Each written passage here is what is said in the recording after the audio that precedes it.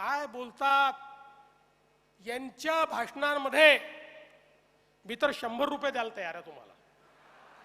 तुम्ही गेली 10 भाषणं काढा आणि विकासावर एक वाक्य दाखवा, एक वाक्य। मुंबईकरांच्या जीवनामध्ये परिवर्तन आणण्याकरता विकासाच्या विजनचं एक वाक्य तुम्ही दाखवा, 100 रुपये माझ्याकडनं घेऊन या। बोलतच नाहीत, बोलूही शकत नाहीत, कारण मराठी माणसाचं बोलताना गिरण गावातला मराठी माणूस हद्दपार कोणी केला हा प्रश्न विचारला तर उत्तर नाही आहे।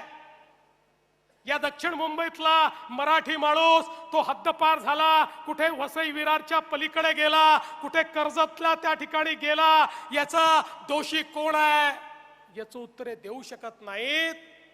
पण त्याच वेळी याच मुंबईमध्ये मुंबईतली सगळ्यात मोठी चाळ बीडीडी चाळ, ज्या बीडीडी चाळीत राहणारा माझा मराठी माणूस, त्याच्यावर आलेलं संकट होतं इतके वर्ष केवळ बिल्डरांच्या दबावाखाली बीडीडी चाळीला तुम्ही त्या ठिकाणी विकसित होऊ दिलं नाही। आम्ही विकसित करून दाखवलं, या देवा भाऊने विकसित करून दाखवलं। आज बीडीडी चाळीचा जो प्रकल्प आहे संपूर्ण एशियातला सगळ्यात मोठा अर्बन रिन्युअलचा प्रकल्प आहे, ज्या ठिकाणी माझ्या मराठी माणसाला 120 फुटाची जागा होती, 120 फुटात राहत असलेला माझा मराठी माणूस आज 540 फुटाच्या घरामध्ये त्या ठिकाणी गेला।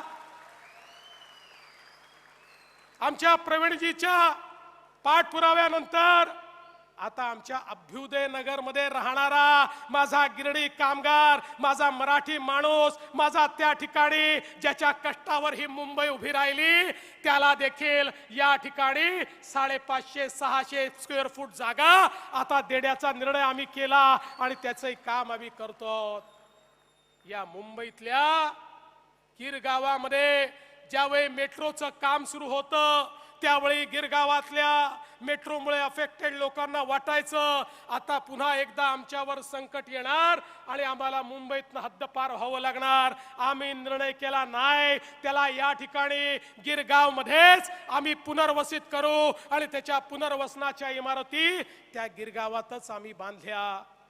आज संपूर्ण मुंबईमध्ये सामान्य माणसाच्या घराचा प्रश्न सोडवण्याकरता स्वयं पुनर्विकासाची योजना आपण आणली।